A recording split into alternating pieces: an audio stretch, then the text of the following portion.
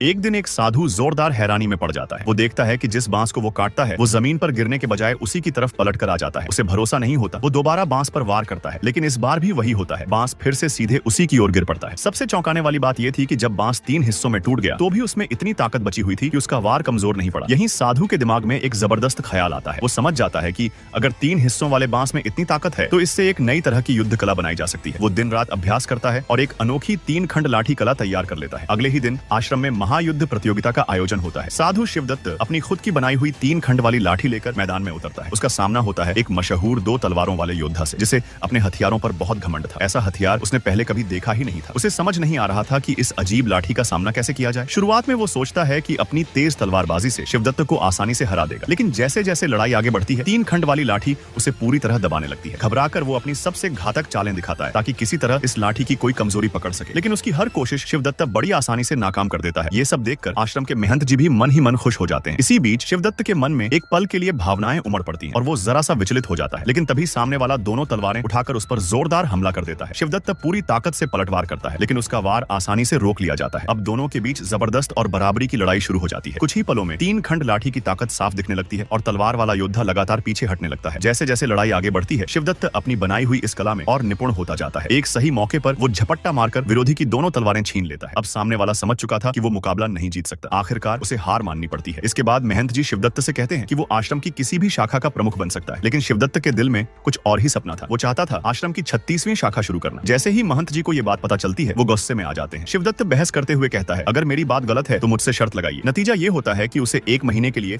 आश्रम से बाहर भेज दिया जाता है और साफ कह दिया जाता है कि समय पूरा होने से पहले वो वापस नहीं लौटेगा। शिवदत्त समझ जाता है कि ये सजा नहीं बल्कि जिंदगी की असली परीक्षा है, लेकिन जैसे ही वो जंगल के रास्ते आगे बढ़ता है उसका सामना डाकुओं के एक गिरोह से हो जाता है। अपनी जबरदस्त युद्ध कला से वो डाकुओं को आसानी से हरा देता है, लेकिन उसकी परीक्षा यहीं खत्म नहीं होती। जब 1 महीना पूरा होने के बाद वो आश्रम लौट रहा होता है तो रास्ते में उस पर घात लगाकर हमला किया जाता है। उस वक्त उसकी वही बनाई हुई 3 खंड लाठी कला उसकी जान बचाती है और वो दुश्मनों को हमेशा के लिए खामोश कर देता है। आखिरकार जब वो आश्रम पहुंचता है तो देखता है कि महंत जी पहले ही 36वीं शाखा शुरू कर चुके हैं। शिवदत्त का सपना आखिरकार पूरा हो चुका था। अब वो नए शिष्यों को प्रशिक्षण देने लगता है और उसकी बनाई हुई 3 खंड लाठी कला पूरे देश में मशहूर हो जाती है।